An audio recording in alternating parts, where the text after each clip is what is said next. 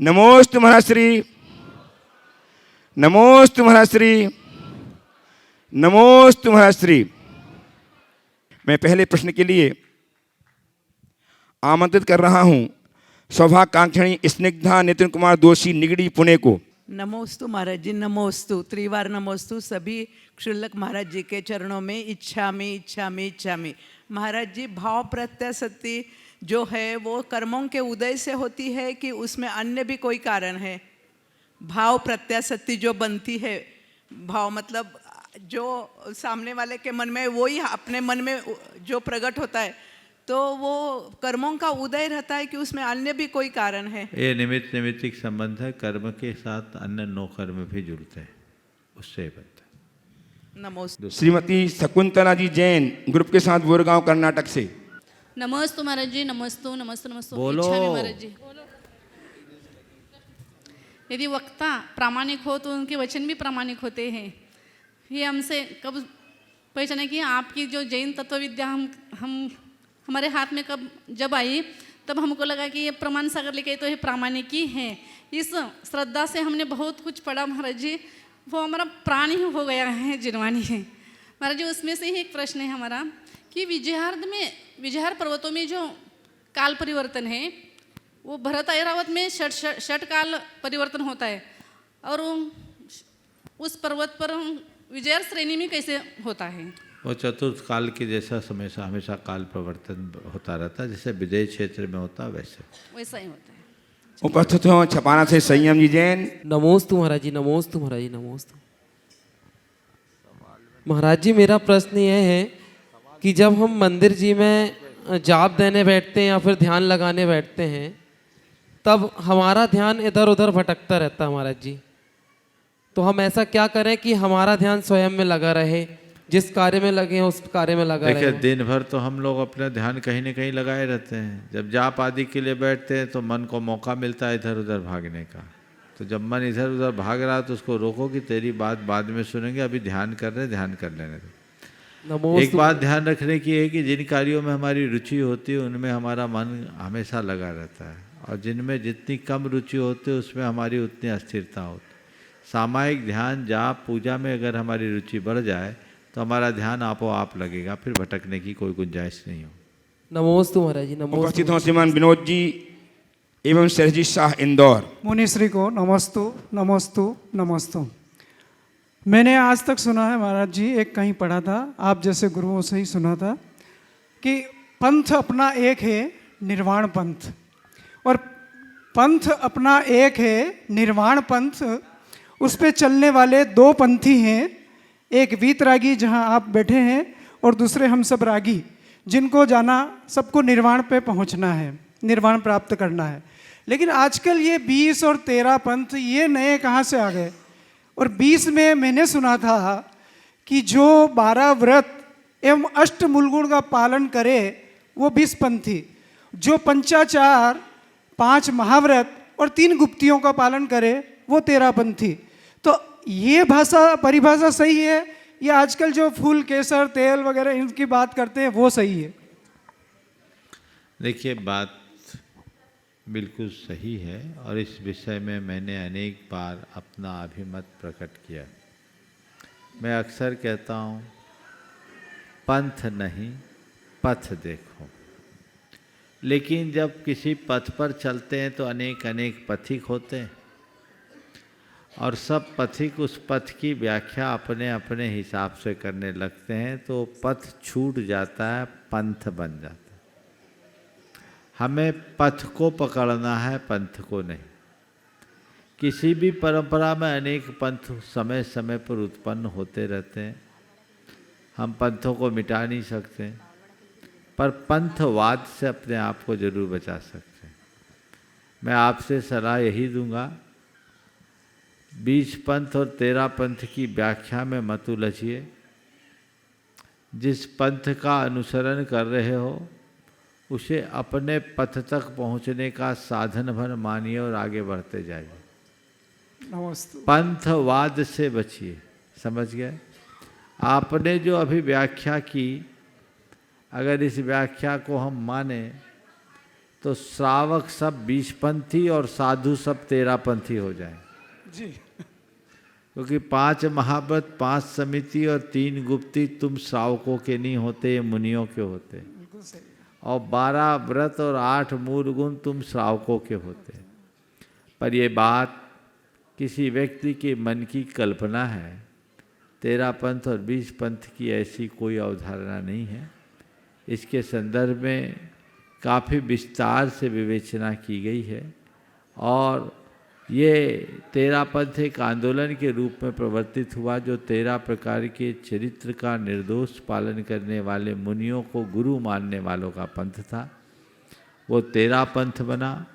और उसी समय जो दूसरा पक्ष था, जो भट्टारकों को अपना गुरु मानता था, तो उनने अपने आप को 20 पंथी कहना शुरू कर दिया, क्योंकि उस समय भारत में भट्टारकों की 20 प्रमुख गद्दियाँ थी।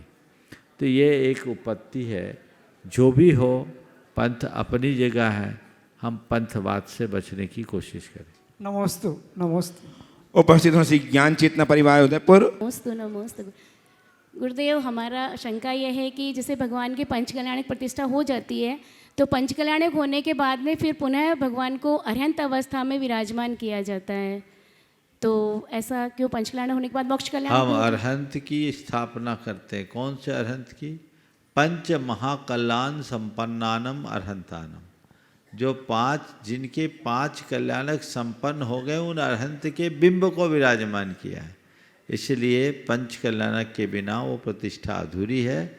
हम अरहंत की स्थापना कर रहे हैं पंच कल्याणकों के साथ। उपस्थित हों श्रीमान वैद्य राकेश कुमार जी जैन दिल्ली से। त्रिबार नमस्ते आपके चरणों में। मैं वैद्य राकेश कुमार जैन दिल्ली।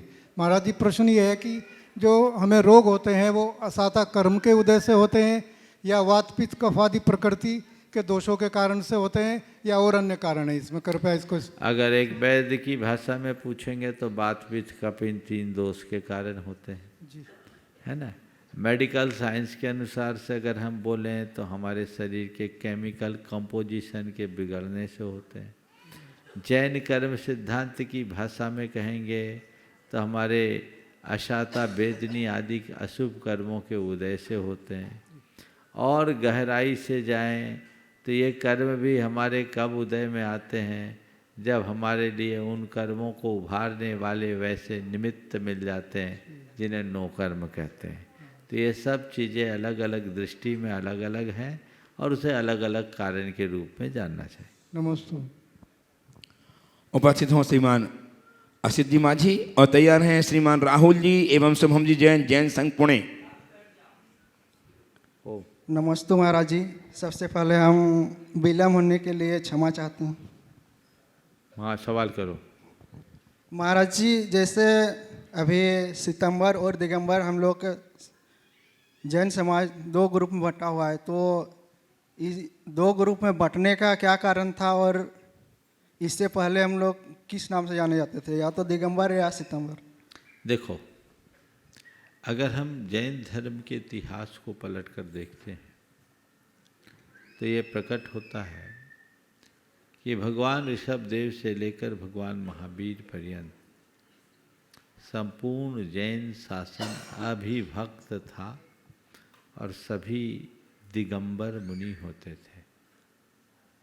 भगवान महावीर के निर्वाण के उपरांत 3 केवली भगवान हुए, गौतम स्वामी, सुधर्माचार्य और जम्बू स्वामी, जिनका काल 60 वर्षों का हुआ।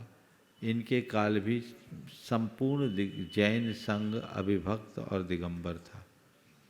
उसके बाद विष्णु, नंदिमित्र, अपराजित, गोवर्धन और भद्रबाहु नाम के 5 श्रुत केवली हुए।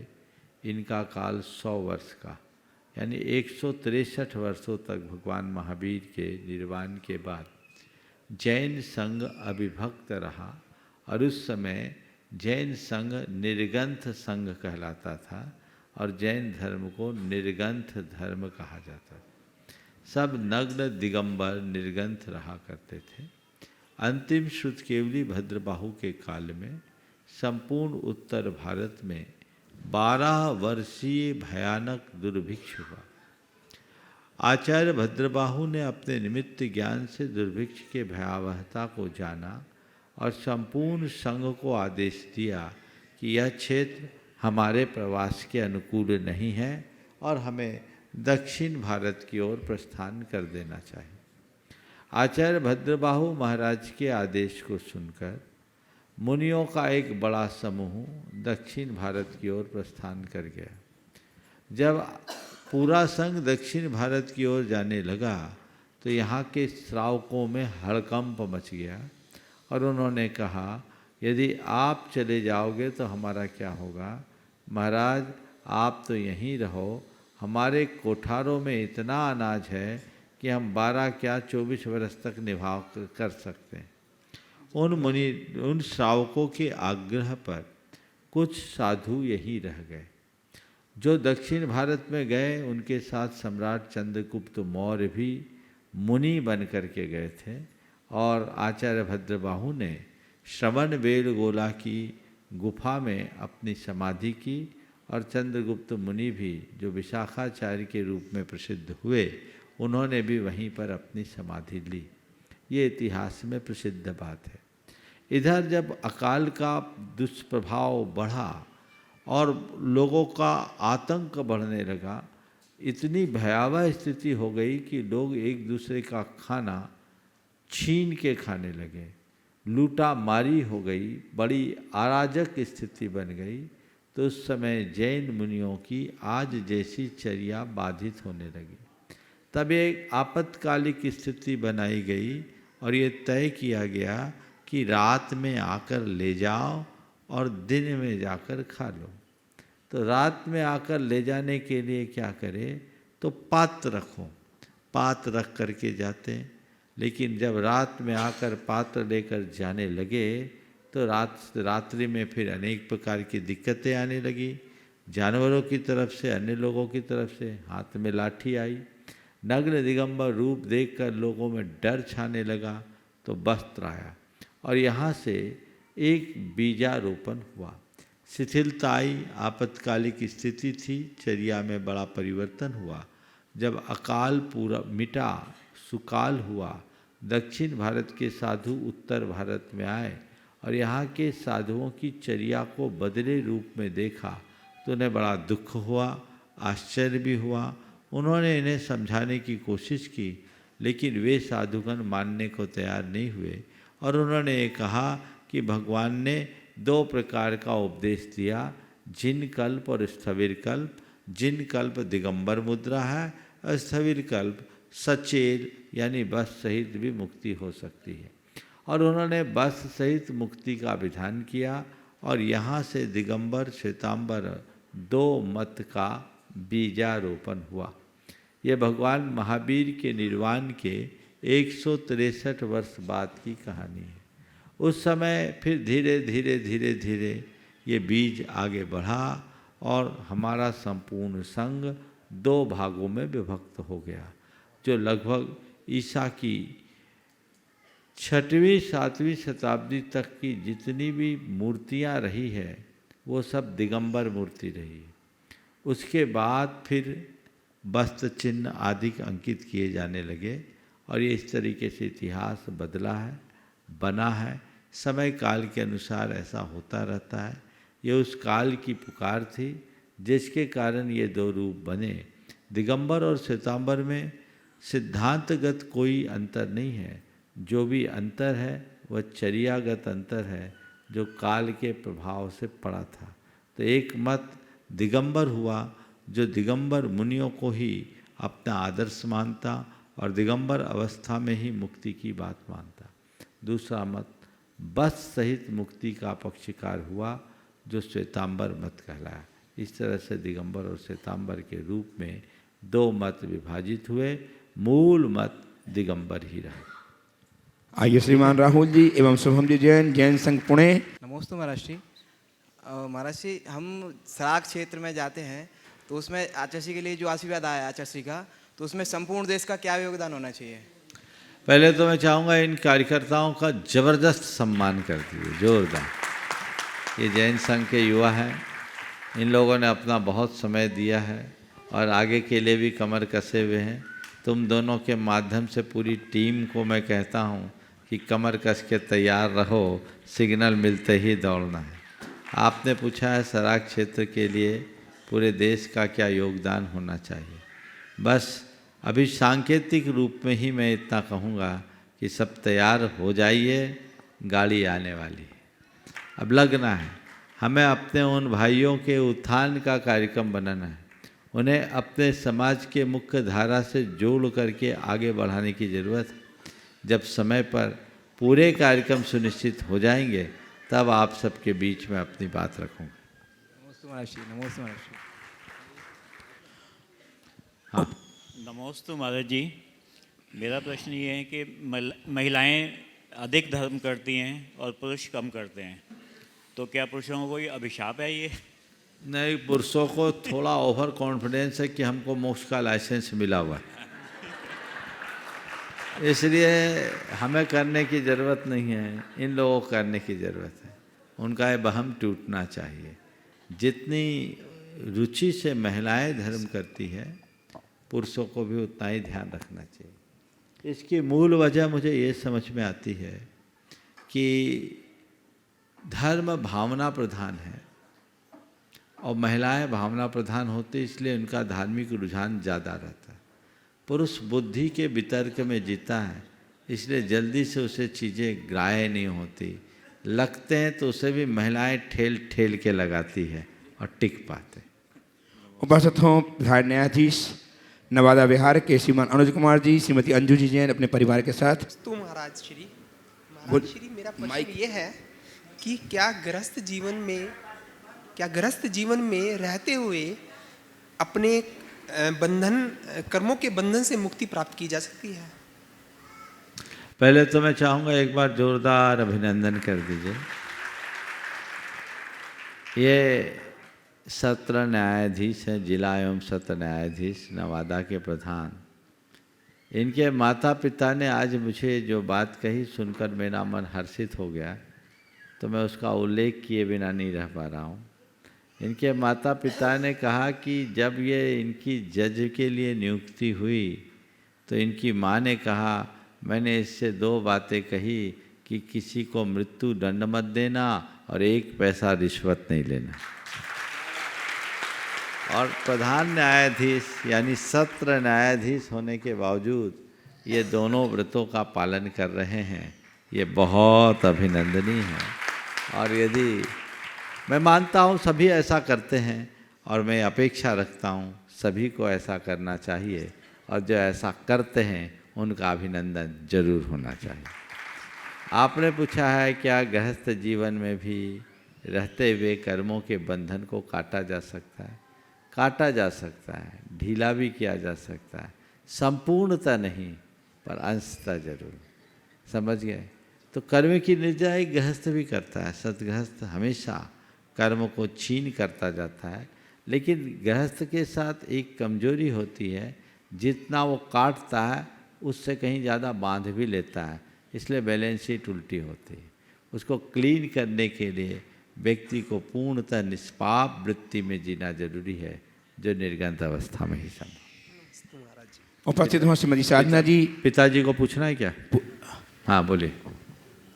नमोस्तु महाराज श्री और साधुजनों को इच्छामि। मैं जानना चाहता हूँ, क्योंकि कहा जाता है कि भाग्य बड़ी शक्तिशाली है, भाग्य बहुत शक्तिशाली है, तो क्या बिना पुरुषार्थ और कर्म के भाग्य का फल मिल सकता है? पहले तो मैं चाहूँगा, नाम तो मैं भूल गया, डॉक्टर आर के जैन। डॉक्टर आर के जैन। मैं क्या उल्लेख कर रहा हूँ खासकर युवाओं के लिए। 80 साल की उम्र में अभी इन्होंने मास कम्युनिकेशन से पीएचडी की उपाधि प्राप्त की। ये एक बड़े जर्नलिस्ट हैं, फ्रीलांसर जर्नलिस्ट हैं, है ना। आज भी ये लिखते हैं और इस उम्र में पीएचडी की उपाधि, आप सोच सकते हैं, थीसिस लिखी पूरी की पूरी। आजकल के लोग तो थोड़े में थक जाते, अब हमसे नहीं होगा। प्रेरणा लीजिए और एक सूत्र बनाइए, उद्यमी ही उपलब्धियां अर्जित कर पाता है, आलसी नहीं। इसलिए हमें वो उद्यमशील बनना चाहिए। अब रहा सवाल, क्या भाग्य ही बलवान है, पुरुषार्थ नहीं? देखिए, भाग्य की अपनी बलिहारी होगी, पर मैं नहीं मानता। मेरे भाग्य में क्या, मुझे क्या पता? मुझे हर वक्त इस बात का पता रहता है कि मुझे क्या करना है, और जो मुझे करना है मैं वही करता हूं, तो वो हो भी जाता है जो मैं चाहता हूं। नमस्ते महाराज। जो भाग्य के भरोसे बैठे रहेंगे वो कुछ भी नहीं पाएंगे, और जो अपने लक्ष्य पर आगे बढ़ जाएंगे वो सब कुछ पा लेंगे। इसलिए भाग्य के भरोसे बैठने की जगह आगे बढ़ने की कोशिश कीजिए। भाग्य को तभी याद कीजिए जब मन में हताशा छाने लगे, मन मायूस होने लगे, पर्याप्त प्रयासों के उपरांत भी परिणाम न मिले, तो सोचिए खास मेरे भाग्य में यही पैदा हो। तो ये मन को समाधान देने का एक आलम्बन है। मानता हूँ भाग्य एक बहुत बड़ी ताकत है, लेकिन भाग्य में क्या है ये हमें पता नहीं। तो जिसका हमें पता नहीं उसके पीछे हम क्यों भागे? हमें तो उसके पीछे अपनी शक्ति लगानी चाहिए जिसके बारे में हमें पर्याप्त जानकारी। महाराज श्री, मेरी इच्छा है कि मैं गुणायतन के लिए प्रचार प्रसार का कार्य करूं। बहुत सुंदर, बहुत सुंदर, बहुत सुंदर। नमस्ते महाराज। दिल्ली से तैयार हैं श्रीमान अंचल जी निकता जी पहाड़िया, मडू अंडरस्टैंड इंदौर। गुरुदेव नमोस्तु। गुरुदेव, एक पुस्तक में पढ़ने में आया है कि पैसों और रिश्तों को बराबर की इज्जत देना चाहिए, क्योंकि दोनों को बनाना बहुत कठिन होता है लेकिन खोना बहुत आसान होता है। गुरुदेव, कृपया 4 बातों के माध्यम से समाधान। पैसों और रिश्तों को दोनों को बराबर की इज्जत देनी चाहिए, क्योंकि दोनों को पाना बहुत कठिन होता है और खोना बड़ा आसान होता है। आपने पूछा है 4 बातें इनके विषय में कहें, तो मैं सबसे पहले पैसों के बारे में बताऊंगा कि पैसों के बारे में क्या हमारा दृष्टिकोण होना चाहिए। जी गुरुदेव। पैसे को अपने जीवन के निर्वाह का साधन मानना चाहिए, साध्य नहीं। ये सोचना चाहिए कि पैसा मेरे जीवन के लिए बहुत कुछ है, सब कुछ, पर सब कुछ नहीं। पैसों से बड़ा जीवन है, जीवन के लिए पैसा है, पैसे के लिए जीवन नहीं। ये चारों वाक्य याद रखिए। तो पैसे के पीछे व्यक्ति कभी पागल नहीं होगा। पैसा कमाओ, पर पैसे के पीछे कभी पागल मत बनो। ये बात अगर हृदय में अंकित हो जाए तो मैं नहीं समझता कि पैसों के खातिर जीवन में कोई विसंगति होगी। हमारे रिश्ते हमारे जीवन के लिए बड़े उपयोगी तत्व हैं। व्यवहारिक जीवन रिश्ते नातों के सहारे ही चलता है। संबंधों के अभाव में मनुष्य अकेला रह जाता है। उस संदर्भ में व्यक्ति को ये सोचना चाहिए कि रिश्तों का स्थान पैसों से ऊपर है, पैसे रिश्ते से ऊपर नहीं। रिश्ते को निभाने के लिए पैसे का सद्व्यय करो, पर पैसों के लिए रिश्ते को मिटाने का प्रयत्न कभी मत करो। खोया हुआ पैसा कमाया जा सकता है, पर टूटा हुआ रिश्ता बनाया नहीं जाता। कुछ रिश्ते, पैसा तो मनुष्य अपने प्रयत्नों से अर्जित कर सकता है, पर कुछ रिश्ते ऐसे हैं जो मनुष्य अपनी इच्छा से नहीं कर पाता। हमें माँ बाप मिलते हैं, वो हमारे निवेदन पर नहीं मिले। कितना पैसा कमाना, कैसा पैसा कमाना, ये मनुष्य की इच्छा पर अवलंबित है, पर किस घर में पैदा होना ये हमारी इच्छा पर अवलंबित नहीं है क्या? नहीं गुरुदेव। तो ये चीज समझना चाहिए कि जो हमें प्रकृति से प्राप्त है और एक बार खोने के बाद दोबारा नहीं मिलने वाली। पैसा खोकर दोबारा पालोगे, माँ बाप को दोबारा नहीं पा सकते हैं गुरुदेव। कदाचित पत्नी दूसरी मिल जाएगी, माँ बाप तो वही हैं। तो मूल को कभी भूलना नहीं चाहिए। इसलिए रिश्तों की आड़ में, पैसों की ओट में रिश्ते न टूटे। जी गुरुदेव। रिश्तों के लिए पैसा छूट जाए तो छूट जाए। रिश्ते नितांत भावनात्मक होते हैं, वहाँ पैसा आड़े नहीं आना चाहिए। जब रिश्तों में पैसा आड़े आने लगता है तो हमारे जो संबंध हैं वो पूरी तरह व्यावसायिक बन जाते हैं। अपने संबंधों को भावनात्मक बनाइए, व्यावसायिक मत बनने दीजिए। जब भावनात्मकता होती है संबंधों में तो कहीं किसी प्रकार का जोड़ घटाव नहीं होता, और जब व्यावसायिकता दिखती है तो हर जगह जोड़ घटाव चलता है। रिश्तों को मेंटेन करना चाहते हैं तो कभी हानि और लाभ मत देखें, अच्छा और बुरा देखें। व्यापार प्रॉफिट और लॉस के लिए किया जाता है, रिश्ते तो अच्छे और बुरे को ध्यान में रख कर के निपटते हैं, इसलिए इन बातों का ध्यान। नमोस्तु गुरुदेव। उपस्थित हों गुवाहाटी के ट्रस्टी श्रीमान जयप्रकाश जी पहाड़िया के सुपुत्र श्रीमान अंचल जी निकिता जी पहाड़िया, मडोबन रेस्टोरेंट इंदौर। गुरुदेव के चरणों में नमोस्तु नमोस्तु नमोस्तु। गुरुदेव, शिखर जी के बारे में कहा जाता है कि एक बार बंदे जो कोई ताके नरक पशु गति न होए।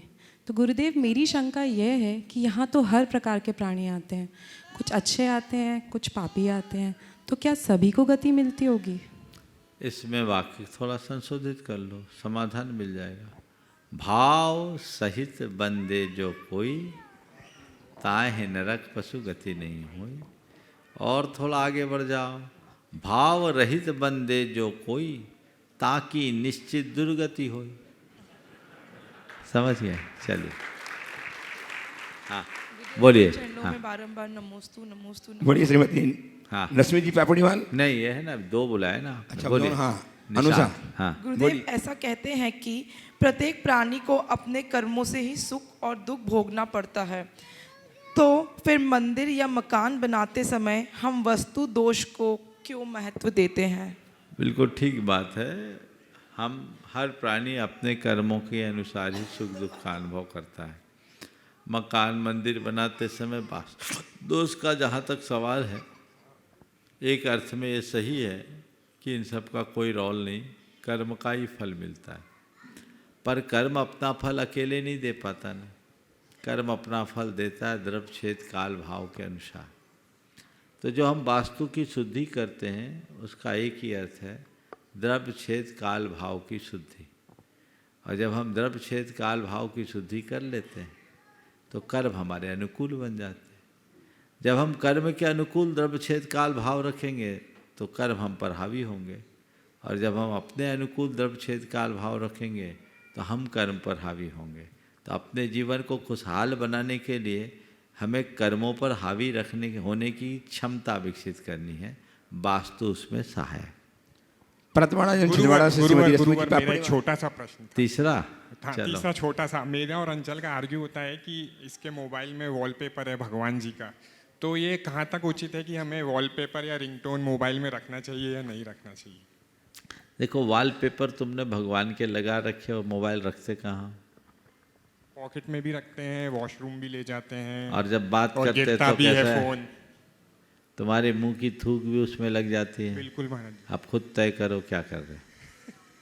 गुरुदेव के चरणों में दर्शन हो हाँ? जाते हैं, हमेशा दर्शन हो जाते हैं जब भी हम जैसे सुबह अरे तो वॉलपेपर पर रख के ही दर्शन करो। दर्शन करना थोड़ा परिश्रम करो, उसको ओपन करके दर्शन कर लो, इसमें क्या बुराई है? थूकने का नाम दर्शन है क्या?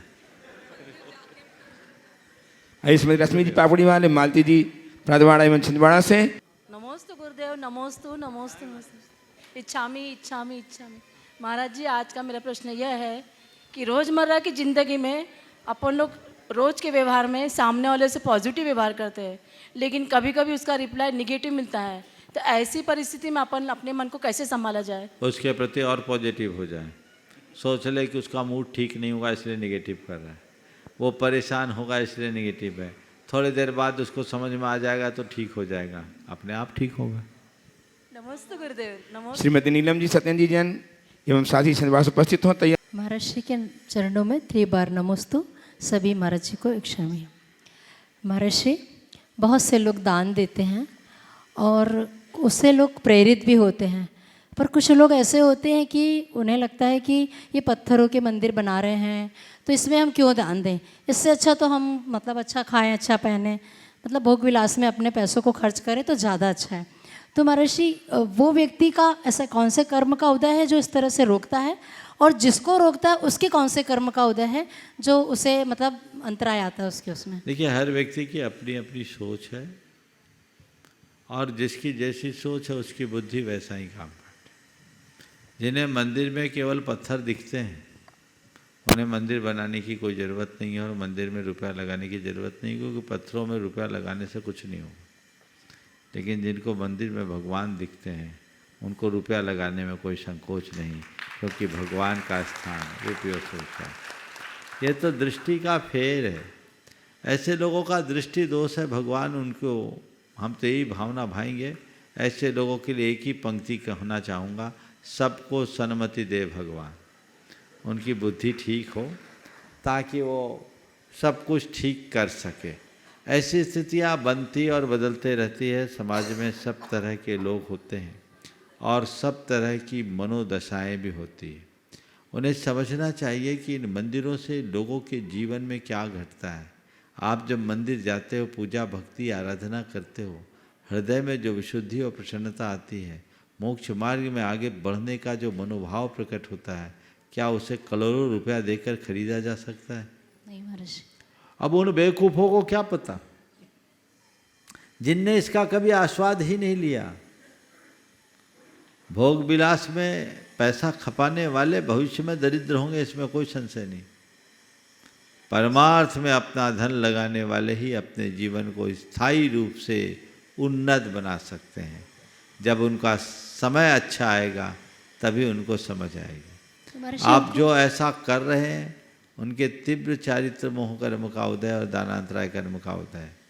जिनको रोका जा रहा है और जो उनसे प्रभावित हो रहे हैं, वो प्रभावित भी केवल इसलिए हो रहे हैं क्योंकि उनके मोहनी कर्म का उदय और अंतराय कर्म का तीव्र उदय है।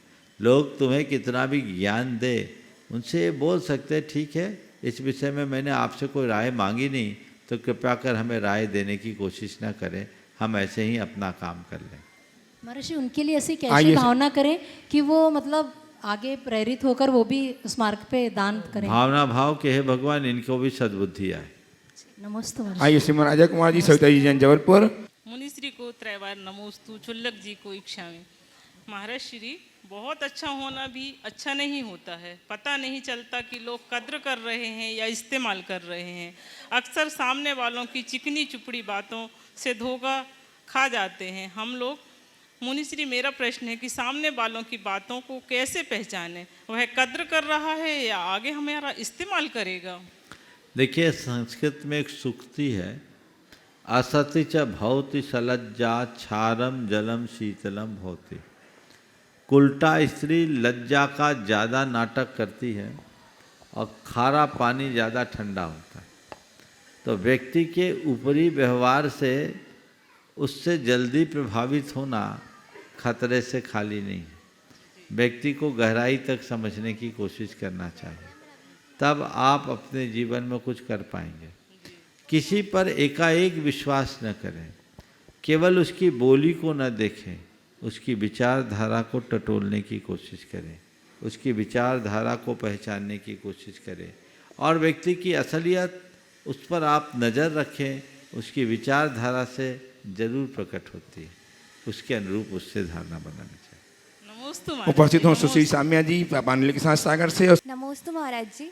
जब हम किसी बड़े गोल को डिसाइड करते हैं तो उसको पाने के लिए टाइम भी बहुत लगता है, पर उस टाइम में अगर हम पेशेंस नहीं रख पा रहे हैं, इम्पेशेंट हो रहे हैं, तो हमें कैसा माइंडसेट बनाना चाहिए? बड़े गोल को पाने के लिए बड़ा प्रयत्न भी करना पड़ता है और पेशेंस भी रखना पड़ता है। आपने पूछा कि अगर उसे पाने में वक्त ज़्यादा लगे तो पेशेंस कैसे रखना चाहिए। हमेशा एक बात अपने दिल दिमाग में रखना चाहिए कि सूरज के दर्शन करने के लिए रात तो बितानी पड़ेगी, रात बीतेगी तभी प्रभात होगा। और इसके लिए भावना योग करो, एक बात बार बार दोहराओ, मुझे धीरज रखना है, मुझे संयम रखना है। धीरज का फल मीठा होता है। मुझे धीरज रखना है, मुझे संयम रखना है। धीरज का फल मीठा होता है। आज नहीं कल हम होंगे सफल। ये सब बातें अपने माइंड में भर दें तो हमारे मन का धैर्य टिक सकेगा। डॉक्टर बितन जी जैन, बिंदा जी जैन अग्रवाल, वाराणसी ट्रस्टी गुणायतन। गुरुवर के चरणों में कोटि कोटि नमन। सभी क्षुल्लक जी को छामी।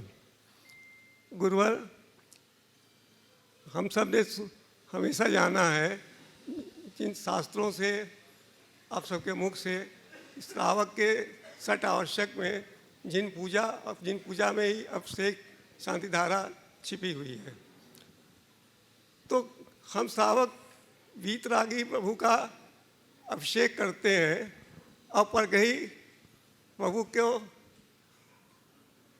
अभिषेक करके परिग्रही बनाते हैं। पर ये हो नहीं सकता है क्योंकि आचार्यों ने कहा है, शास्त्रों ने कहा है। तो किस तरह से ये न्याय संगत है, इसके पीछे क्या रहस्य है? पहले तो आपकी बात मुझे समझ में नहीं आई कि अभिषेक करके अपरिग्रही भगवान को परिग्रही कैसे बना दिया। हाँ, मैं ये सोच भी नहीं सकता क्योंकि ये शास्त्रों में वर्णित है। हजारों वर्षों से आचार्यों ने कहा है। नहीं तो ये आपको किसने कह दिया कि अपरिग्रही भगवान परिग्रही हो जाते हैं? तो यही तो मैं आपसे जानना चाहता हूँ। क्यों ऐसा ये हो नहीं सकता ऐसा। हाँ, ऐसा हो नहीं सकता, ये मैं सोच भी नहीं सकता। फिर पर इसके पीछे क्या रहस्य कि हम करते हैं और भगवान ओम पहले तो सवाल को संशोधित कीजिए। ये सवाल का कोई तारतम्य समझ में नहीं आ रहा। आपने जो ये वाक्य कहा कि अभिषेक की क्रिया करने में अपरिग्रही भगवान परिग्रह हो जाते, ये वाक्य ही आपत्तिजनक है। यही मुझे भी है महाराज जी, मैं भी सोचता हूँ कि ऐसा। ओम सुनो तो, आपने गेंद फेंक दी, अब बल्ला मेरा घूमेगा।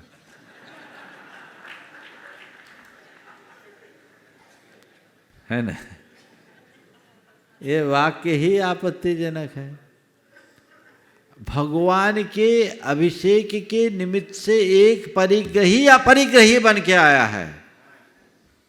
बोलो, अभी जेब में कुछ भरे हो कि नहीं? ऊपर से नीचे तक लदे हो कि नहीं? अभिषेक के टाइम में ये सब रहता है क्या? तो अभी परिग्रह है कि अभिषेक के टाइम में परिग्रह है? बोलो, थोड़ा दम से बोलो। अभिषेक के समय परिग्रह है। हाँ, अभिषेक के समय अपरिग्रह है। अपरिग्रह है ना? तो ये अभिषेक की महिमा है कि एक परिग्रही भी अपरिग्रही बन जाता है, और थोड़े दिन करते रहे तो जो है वो भी उतर जाएगा। समझ गए? इसीलिए पहले परंपरा थी, अब तो थोड़ी शिथिलता आ गई कि भगवान के अभिषेक के समय बिना सिले वस्त्र रखते थे। अब तो रेडीमेड धोती पहनने लगे। कोई भी वस्त्र सिले नहीं होते थे, 2 वस्त्र पहनते थे, ताकि क्यों? खोलने में वक्त न लगे, जल्दी उतर जाए। तो अपरिग्रह के आदर्श को आत्मसात करने के लिए ही अभिषेक की विधि है। इसलिए पता नहीं आपके मन में सवाल कहाँ से आ गया। किसी ने नहीं कहा होगा कि अभिषेक करते समय भगवान को परिग्रही बना दे। हाँ, जो अभिषेक करते समय भगवान के ऊपर कुछ रख दे, बोलो नहीं, वो गड़बड़ कर रहे हैं। शायद आप उधर ही बोलना चाह रहे हैं। भगवान उनको सद्बुद्धि दे। उसी दृष्टिकोण से बिल्कुल हो गया। आशीर्वाद। चलिए, श्रीमती रेखा जी सुनील जी जैन ट्रस्टी गुणायतन CFO देहरादून से, और तैयार हैं संदीप जी जैन भगवान। गुरुदेव के चरणों में बारंबार नमोस्तु नमोस्तु नमोस्तु इच्छामी महाराज जी। महाराज श्री, आपने अभी बताया कि धन से बड़ा जीवन है, और आपने ये भी बताया था कि समृद्धि से बड़ा महत्व संतुष्टि का है। समृद्धि से बड़ा महत्व संतुष्टि का है, लेकिन जब हमने बच्चों को शिक्षा के चक्कर में उनका बचपन खराब कर दिया है, उनका बचपन छीन लिया है, अब उनके दिमाग में ये सब बातें कैसे डालें, क्योंकि वे 12-12 घंटे तक उस कंप्यूटर पे ही बैठे रहते हैं। आपने शुरुआत ही गलत की तो हम क्या करें। बचपन से ही बच्चे को बेटा पढ़ो लिखो, अच्छी नौकरी मिले, अच्छा पैकेज मिले, अच्छा पैसा कमाना है। एक बच्चे ने अपनी माँ से एक बड़ी बात कही, हिल गई उसकी माँ। बोले माँ, अब आप मुझसे कहते हो धर्म करो, मोक्ष मार्ग में चलो, मोक्ष मार्ग ही अच्छा है, तो आपने हमें यहाँ पाप में लगाया क्यों? बचपन से ही मोक्ष मार्ग में लगा दिया होता तो हम आगे नहीं बढ़ते। अब इतने आगे बढ़ गए, अब कहते लौटो।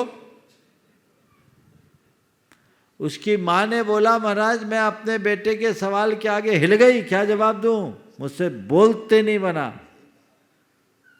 और ये वाकई में एक बड़ी विसंगति है। सब कुछ जानते हुए भी लोग गड़बड़ करते हैं, जान के अनजान बनते हैं, आंखों में पट्टी बांधे। बातें हम मोक्ष मार्ग की करते हैं पर तैयारी पूरी संसार की, क्योंकि रुचि संसार की, इसलिए गलती हो गई। अब उनका भवितव्य जगेगा, उनकी सद्बुद्धि आएगी और वो रास्ते पे आएंगे, क्योंकि आज के सारे सामाजिक मूल्य अर्थ प्रधान हो गए। पैसा है तो सब कुछ है, पैसा नहीं तो कुछ भी नहीं है, ये अवधारणा बनी रहने के कारण लोग उसके पीछे पागल होते हैं। सोच बदलेगी तभी जीवन सुंदर बनेगा। आइए श्रीमान संदीप जी भगवान से। नमोस्तु भैराश्री, मेरी ओर से एवं सिद्ध क्षेत्र दौड़गिरी की ट्रस्ट कमेटी एवं प्रबंध समिति की ओर से बारंबार आपके चरणों में नमोस्तु, चुल्लक जी के चरणों में इच्छामी। महाराज, प्रश्न ये है कि यदि हम घर का भूमि पूजन या शिलान्यास करते हैं और उसमें यदि हम तीर्थ क्षेत्रों की मिट्टी को रखते हैं तो गृहस्थ जीवन में इसका क्या प्रभाव रहेगा?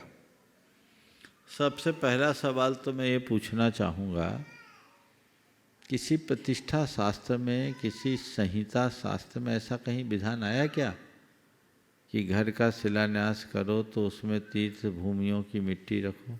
शिलान्यास अब ये तो नहीं आया, मंदिरों के लिए तो आया है। पहले बताओ जो मैं सवाल कर रहा हूँ, कहीं आया क्या? नहीं है। अब जब जो बात शास्त्र में नहीं आया आई वो बात तुम करोगे तो उसका फल क्या मिलेगा तुम जानो। ये सब क्यों परंपरा करते हो ऐसे? जो बातें शास्त्रों में लिखी है वही करो, उससे आगे करोगे तो फंसोगे। उपस्थित हो शिवानंदी पूर्णतया समर्पित श्रीमान सैनन जी जैन कटनी से। मुनिश्री के चरणों में बारंबार नमोस्तु नमोस्तु नमोस्तु। महाराज श्री जी, जो ये अनुपम कृति गुड़ायतन और थीम पार्क बन रहा है, आज मैं अपने साथ कुछ लोगों को लेके गया था और जो मेरा अल्प ज्ञान था मैंने उसमें उनको बताया कि यहाँ ऐसा ये बन रहा है ये सब, और सबकी एक बहुत हार्दिक इच्छा थी कि उसकी कुछ छोटी मोटी क्लिप देखने मिल जाए हम लोगों को, तो हम लोग का पुण्य जागृत हो जाए। महाराज श्री, अभी का कार्यक्रम खत्म होने दो, अभी अवसर मिल जाएगा, है ना? चलिए आज ही शंका समाधान महाराज जी। हाँ सवाल करो। आज ही शंका समाधान के बाद। हाँ हाँ अभी मिल जाएगा। हाँ नरेंद्र जी पनागर से उपस्थित हैं। मनोज जी जैन खेतौना सिहोरा से एवं नरेंद्र जी जैन पनागर से। महाराज श्री के चरणों में नमोस्तु नमोस्तु नमोस्तु। महाराज श्री, वर्तमान परिस्थिति में देखा जा रहा है कि हमारे तीर्थ क्षेत्र कुछ अधिग्रहण किए जा रहे हैं, किंतु हमारे जैन जो अपने मित्रगण हैं, मैं देखता हूँ वो साधु जो चेतावनी देते हैं, जो अपनी बात बोलना चाहते हैं, उसको हम व्हाट्सएप में बहुत ज़्यादा दिखाते हैं। अभी एक साधु ने कुछ दिन पहले कुछ बोला, अपने समाज के प्रति लोगों को चेतावनी दी, मैंने एक साथ देखा 15 मिनट के अंदर 40 व्हाट्सएप में वो चीज़ दिखाई दी। हम उनको हीरो बना देते हैं। तो महाराज श्री, आपके माध्यम से हम सबको जानना चाहते हैं कि यह उचित है कि अनुचित। कल ही मैंने कल ही बताया ना, ऐसा पहले भी बताया कि इन सब बातों को सोशल मीडिया में लाना अर्थहीन है। इनसे समस्याएं सुलझती कम, उलझती ज़्यादा है। इसलिए जो कार्य जिस मंच के माध्यम से हल हो सके, हमें उसी मंच का प्रयोग करना चाहिए। सोशल मीडिया इसका कोई समाधान नहीं देगा। समय आप सबका हो गया, यहीं पर विराम। बोलिए परम पूज आचार्य गुरुवर श्री विद्यासागर जी। जय जय जय।